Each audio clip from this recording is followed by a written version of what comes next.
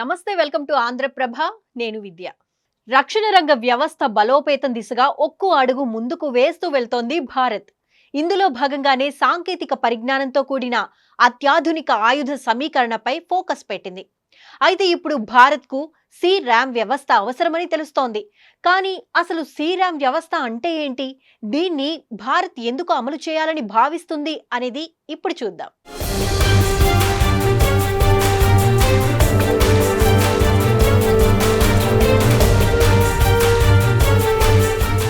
జమ్మూ కాశ్మీర్లోని పెహల్గాం ఉగ్రవాద దాడికి ప్రతిస్పందనగా భారత్ చేపట్టిన ఆపరేషన్ సింధూర్ దేశ రక్షణ సామర్థ్యాలను యావత్ ప్రపంచానికి తెలిసేలా చేసింది. పాకిస్తాన్ సైనిక ఉగ్రవాద మౌలిక సదుపాయాలకు భారీ నష్టాన్ని కలిగించింది. అంతేకాదు, పాక్ ప్రయోగించిన డ్రోన్లను, మిసైళ్లను సమర్థవంతంగా ఎదుర్కొంది.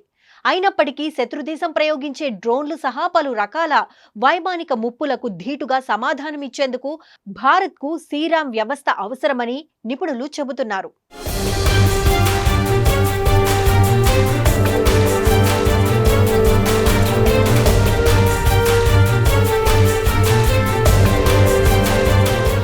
పాకిస్తాన్ దాడులను భారత క్షిపణి రక్షణ వ్యవస్థ విజయవంతంగా తిప్పికొట్టింది అనడంలో ఎలాంటి సందేహం లేదు. ఆపరేషన్ సింధూర్ సమయంలో పాకిస్తాన్, చైనా మరియు టర్కీలో తయారు చేయబడిన వందలాది డ్రోన్లతో దాడులకు తెగబడింది. వీటిని ఇండియా నిలువరించినప్పటికీ పాక్ నిరంతర డ్రోన్ దాడులు భారత్ ప్రస్తుత వైమానిక రక్షణ సామర్థ్యాల పరిమితులను ఎత్తి చూపుతున్నాయని రక్షణ రంగ నిపుణులు భావిస్తున్నారు.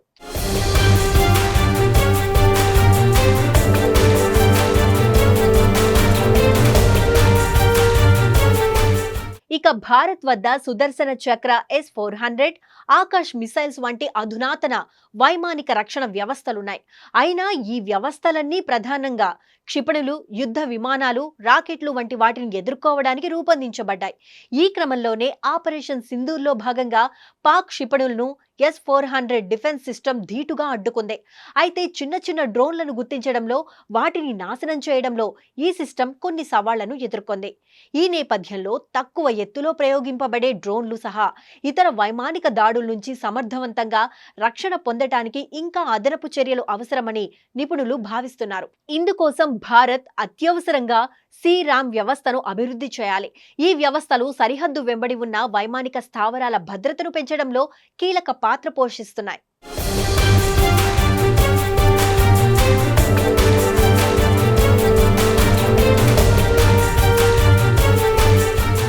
కాగా యుఎస్ ఫలాంక్ లేదా ఇజ్రాయిల్ ఐరన్ డోమ్ తరహాలోని సి-ర్యామ్ వ్యవస్థలు పనిచేస్తాయి.